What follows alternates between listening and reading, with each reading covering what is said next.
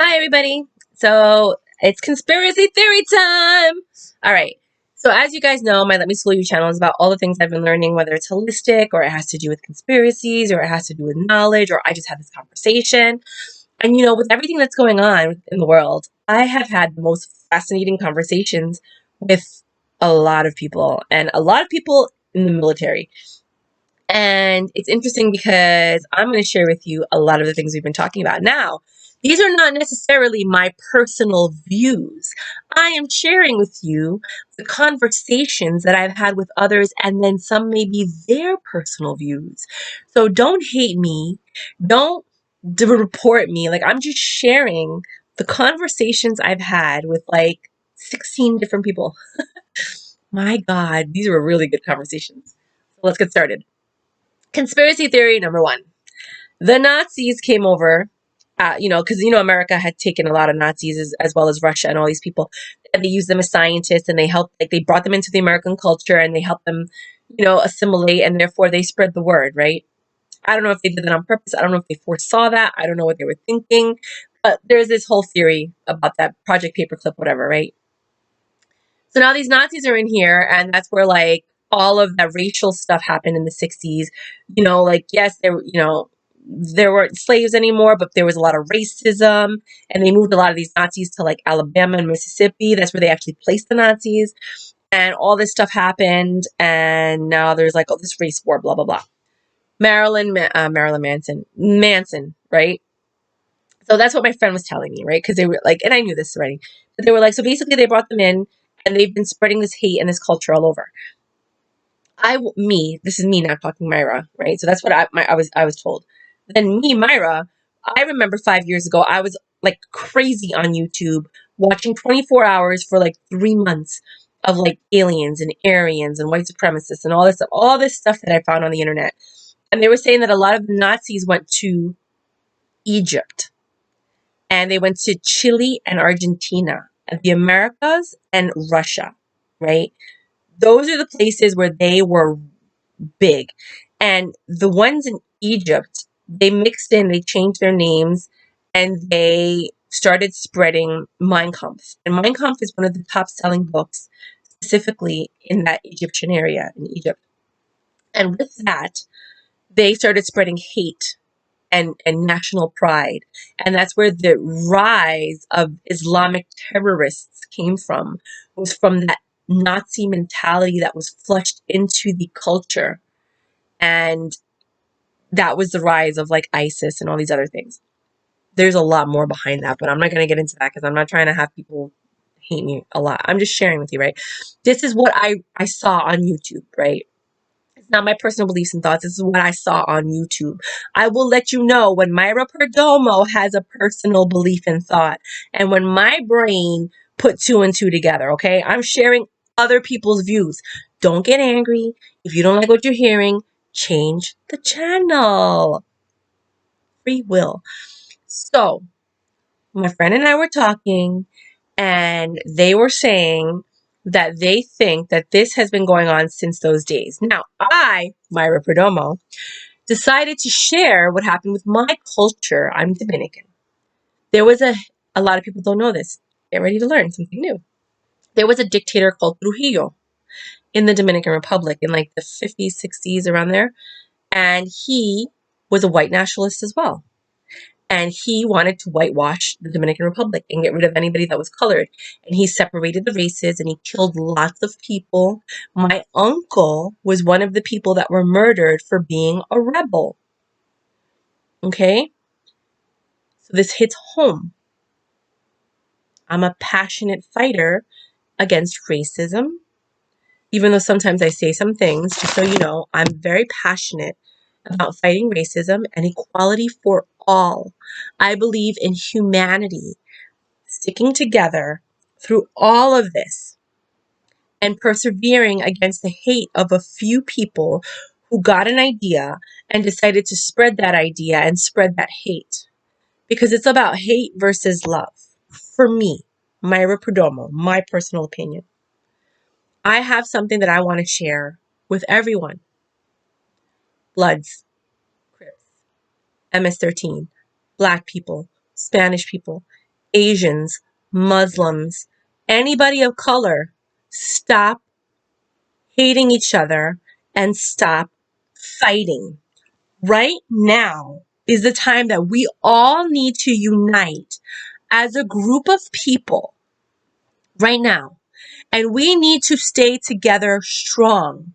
We need to preserve the minority life because we have been lied to since the beginning. There are a lot of white nationalists that believe that the bloodline is dying and that that's a lie. There are more white people than there are minorities, period. I have traveled all over the United States and I see more white people than I do minorities. Even if you take all the minorities and you put them in the ghettos, there are still more white people than there are minorities. That's a lie. It's propaganda that they use to make you fearful that your race might die. And then that fear causes you to hate the other races and want to hurt and harm them and eliminate them so that you can be the victor. That's a lie. All of the minorities need to stick together. You need to stop killing each other. You need to stop harming each other. You need to stop hating each other. This is the time that we all band together as human beings on this planet. And don't hate. There's good white people out there. Okay? We're not just saying that everybody's Aryan or white supremacist. When I say white people, I'm talking about Aryans and white supremacists, like the severe crazies, right? There's a lot of good white people that are like chill and they're on our side. Then there's some undercover ones you got to be careful of. Don't make white people feel like they're part of that Aryan nation supremacy. Because if you reject them and neglect them, they're going to run right into the white supremacist and Aryan nation arms. Welcome them like you would a minority, because there's a lot of good people out there that don't believe what they believe. They are really good and they're all about humanity and peace. And I just want to chill and have a good time. Like, why is everybody freaking out? And there's no reason to shun them. You have to be careful because you don't know who the spies are, right? There's no reason to shun them. There's no reason to hate them because then you fuel the rhetoric that the white supremacists are talking about. Like, oh, these people are savages. They're beasts. They kill each other. They hurt each other. They steal and they rob and they do all these things. That's rhetoric. That's called propaganda. They say whatever they need to say. And they use people that are examples. They created that.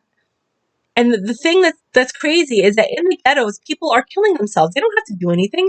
They've already created the monster that perpetuates this hate. Tupac got murdered for that. He was trying to bring light to the fact that we are killing each other for no reason. That this is something that they created. They created all of this, and we fed into it. And he got killed for all the messages he wanted to take out. Prince got killed for the same things. He was trying to tell the truth. Michael Jackson, they don't care about us. Remember that song? They don't care about us. Because they don't.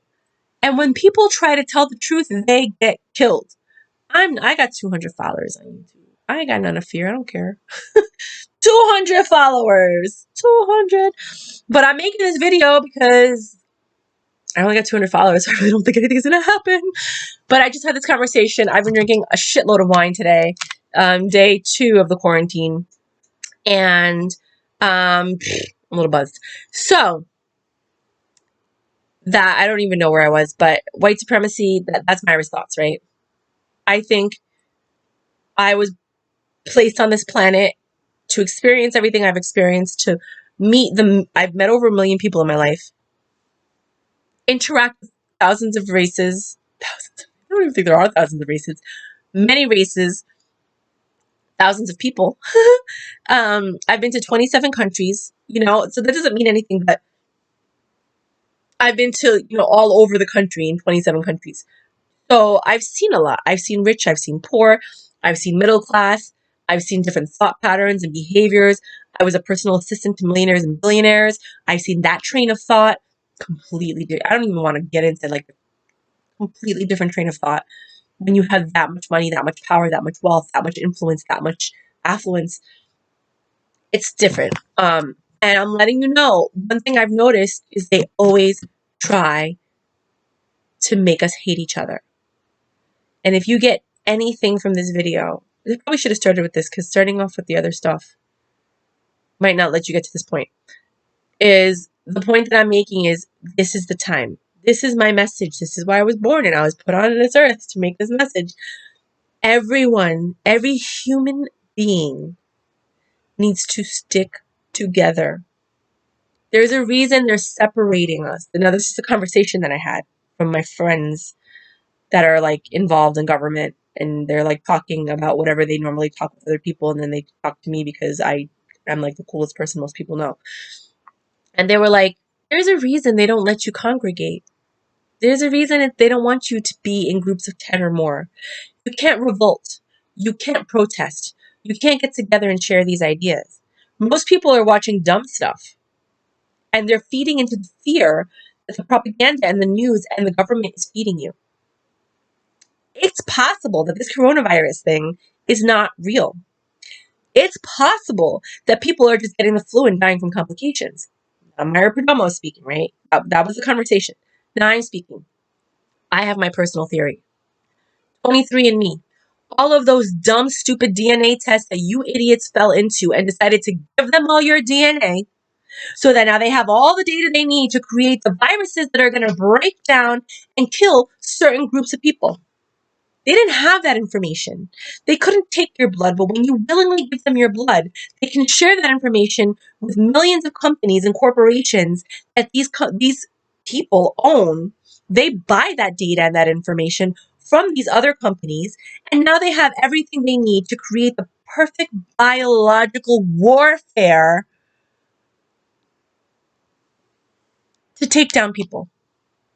Now, that was Myra. Back to the conversation.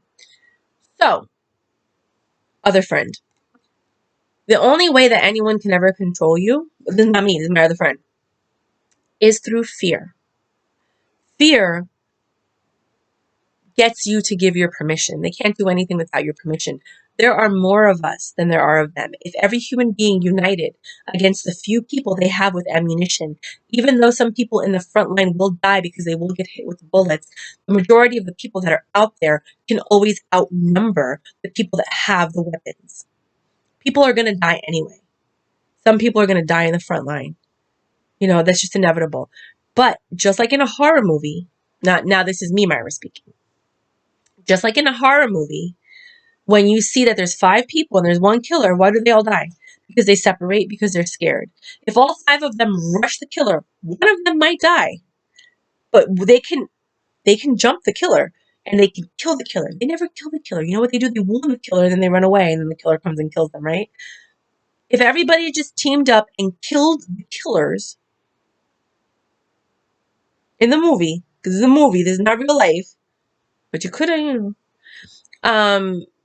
then everyone would live, or more people would live. One person, maybe 2 people might die out of 5, but then they're all going to die anyway in the movie, right? Same thing when something like this happens. How is it that, okay, now back to my friend. This is not Myra, this is my friend. How is it that the Nazis took control of the Jews? Fear. They took thousands of Jews and put them on trains and brought them to concentration camps. Those Jews went willingly or not willingly, because some of them were forced, but they were too afraid to fight back. If all of those Jews had united and fought the people that had the guns, they would have overturned those people and they would have fought for their freedom and they would have won. But they didn't. It was the fear of losing their one life compared to the collective. We are the collective. Okay, Myra Perdomo now speaking. We are the collective. We need to stick together. I have no problem dying for the greater good of humanity. Scary, but I don't have a problem dying for that. I really don't. I'm single, I don't have kids. I have nothing to stop me from that. I understand, even though I don't have that, the fear of losing your children or your family. But if you need to sacrifice yourself for their existence, I think that is better, greater, and more noble. Now, I'm also aware that that mentality is a brainwashed facet that we get from watching movies about heroes. So regardless of that belief system, I understand where the trigger, where the source of that belief came from the movies. Give yourself, sacrifice yourself for the greater good, and you'll be a hero and you'll be remembered for history. Like, oh no, the 300, and you know what I mean? I get that. But then the logical part of my brain says, but they're right. Because if everybody fights together, they can't overrule us. The only way that they can kill us all is through nuclear warfare, a bomb. That's it. And they're going to do that anyway. I wouldn't be surprised if they came in and they have the census. Oh, okay. So now Myra Perdomo again, me, right? The census. I was sent a message saying that the only way that you're going to get the stimulus money is if you fill out the census. It has nothing to do with the IRS. I don't know which one was real. I filled out the census. I didn't put any ethnicities except for my roommate who's white, so at least they know there's a white girl here. Like, leave this alone, right? But I feel like the census is a way for them to know where the minorities are. Now we know who to target. We know where to go in and pull that white person out and get them out of the city and then bomb the city if we need to with all of these minorities that are left. Right? That's a possibility. These are all conspiracy theories, don't worry. I live in New York. There's a tunnel called the Midtown Tunnel. Now, 5 or 8 years ago or some time ago, they built these giant doors that look like doors from a safe in a bank. They're huge, they're thick. And I was like, what are they trying to keep in or out? That was my initial reaction because I'm very intuitive, I'm very spiritual. If you watch my channel, I'm very connected to things. And I was like, what are they keeping in or out? Everyone's like, no, that's for the floodwaters. I'm like, okay, I'm sorry. I'm not a genius, but I know that those doors are not going to keep water in or out. I know that for a fact. So then what happened? They built the doors, and guess what? They don't do nothing. They don't keep the waters out. The water still gets in. Why? Because those doors aren't going to stop the water from coming in or out. I knew that just by looking at the doors. So I was like, something's going to happen. They're going to shut those doors and they're not going to allow people in or out. This is it. They're not going to let people off this island that we call New York. Okay? Now is the time to get to mainland. Now is the time to get on flat land. If you hear this and you see this and you want me to come and stay with you, invite me because I'm leaving here. I am out of here in 2 seconds. I will drive to wherever you need me to go. I will bring all of my food and I will hibernate with you because I do not want to stay on this island. I do not want to be a victim of whatever is happening right now. There is a quarantine. There are lies that are being spread. Mayor Cuomo said, then my friend, because I don't have TV, so I don't know what's going on unless people tell me.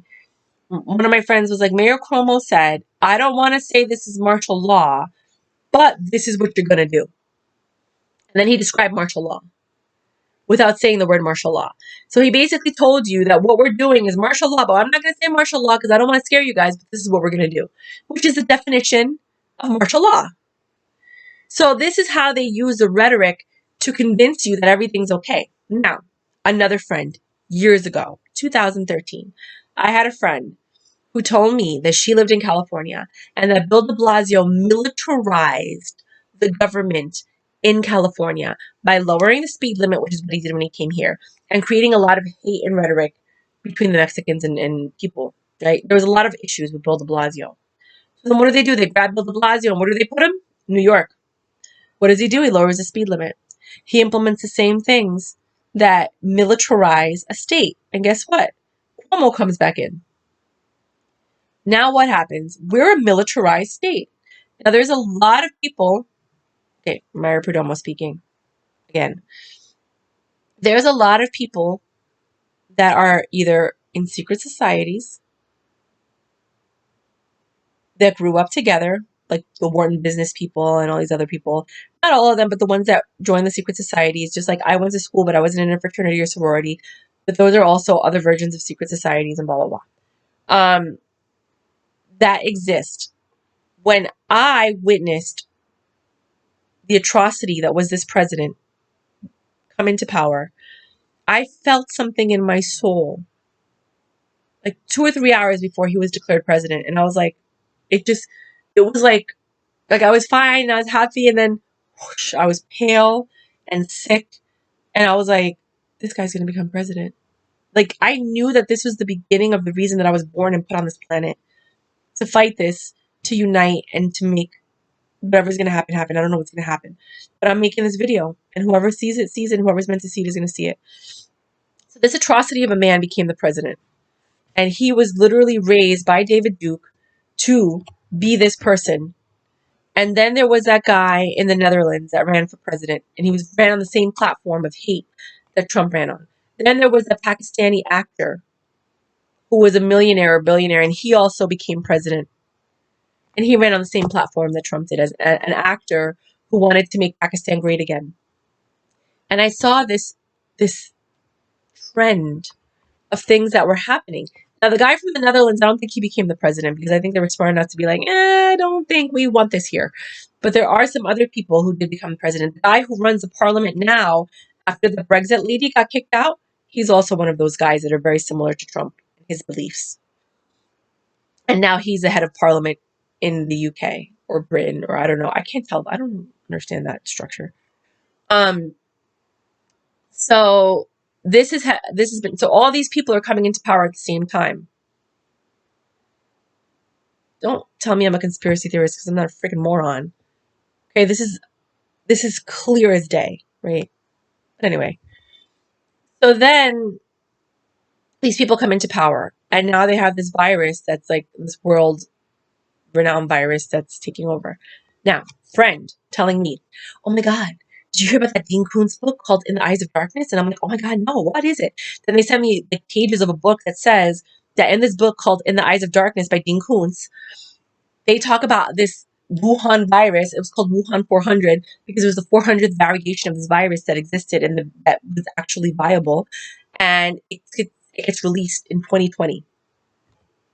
Well, look at that, by a doctor named Li Chen or Wei Chen or something like that, which is the same name of the doctor that was involved in the original Wuhan virus discovery or whatever.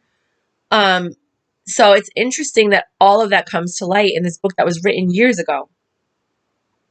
Again, I, Myra Perdomo, have been saying that secret societies and government conspiracies and all of these government agencies and these secret things, you want to call them Illuminati, you want to call them whatever, I don't care, whatever you call them, the Bilderbergs, the Rothschilds, the Medici, like all of them, they all speak to you through books. Most people don't read books, and through the media, because most people don't watch news, they watch other stuff. And even in movies. So if you know how to decipher this code, you then can break the code down, and you'll know what's going to happen. That's why I'm technically, generally, mostly prepared for most things, because I've already seen it coming, and I was like, well, I see the pattern. If you are not seeing this pattern, you are willfully blind. This government is not trying to protect the people. There are laws that are being passed every single day that we don't know about, that are not in the benefit of the greater good or the American people. They are raping this government of billions of dollars. Billions, not millions. I wouldn't even be surprised if it was trillions. That they're taking money out of the pockets of Americans every single day by creating companies and saying, oh, we're going to pay this company to do this. And nobody ever sees the result, and nobody's there to double check it or fact check it or anything. Billions of dollars are being released into the government, and billions of dollars are being taken by these guys who are not going to be running for office again, because they are running away with this money. This is what happened right before the Roman Empire fell.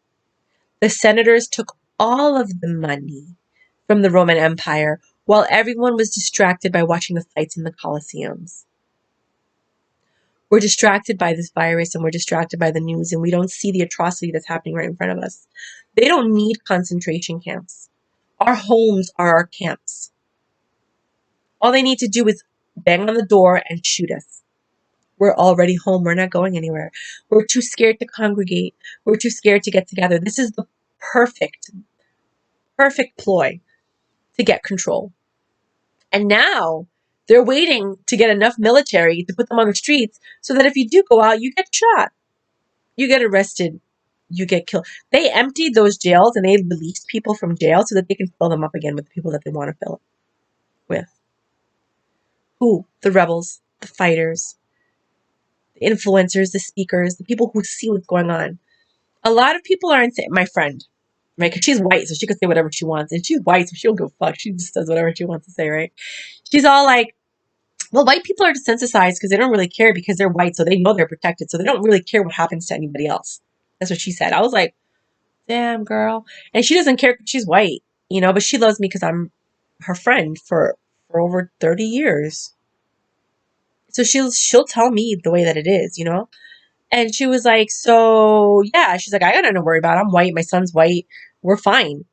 And I was like, yeah, but these people, if it's the people that we think that it is, they don't care about white. They want pure white. So even if you're white and you're mixed, or you're Jew, or you're not pure Aryan, they don't want you either. You're not going to be the slaves. You're not going to even have a place in that society. They might let you live for now because they have to go step by step. Like that poem that guy said. First they came for this group and I said nothing. Then they came for this group and I said nothing. Then they came for this group and I said nothing. Then they came for me and there was no one left to stand up for me because they were all gone. I'm making this video so that that doesn't happen. We need to stand up for each other. The Jews and the blacks and the Spanish and the Asian and the forgotten and the broken. We all need to stick together. Do not kill another soul that could be a soldier for this. Do not harm another human being that could be a soldier for this, because we're going to need each other so that we can stand up for each other, so that we're not part of that poem, so that we don't let happen again what happened back then, so that we don't forget. Because let me tell you one thing, and again, this is Mayra Perdomo speaking. They have Mexicans in camps, very similar to concentration camps, very similar to the Japanese camps. They have a lot of Mexicans that are from the border. Those children were killed, they were kidnapped, they were raped. There's a lot of women who were raped in these things, and nobody's talking about it anymore. We forgot all about that. We allowed that, and we accepted that, and we fought it for a second, and then we got distracted by this, and now we're fearful for our own lives that we forget about everyone else. That was the test. The moment they saw that nobody really cared about what was going on, they knew they could do whatever they wanted. They knew, like, okay, maybe we're ready for this. We have to care about everyone, not just the people that look and act and talk like us. Every human being life is important. Every human being's existence is important. And none of us are going to get out of this unscathed if we don't stick together. You need to communicate. The day the internet goes down, the day your cell phones stop working, that's the day you need to get out of your houses and you need to get into your neighbor's face and you need to unite. You need to pull out all your guns. You need to pull out all your knives. You need to pull out all your weapons. You need to pull out everything and you need to unite. You need to get all the cars together and you need to find a way out. And you need to get together and you need to take down all of those individual soldiers. It may seem like there's a lot of them, but there's more of us than there are of them. When they run out of ammo, that's it. I'm telling you right now, I'm making this video one time and that's it.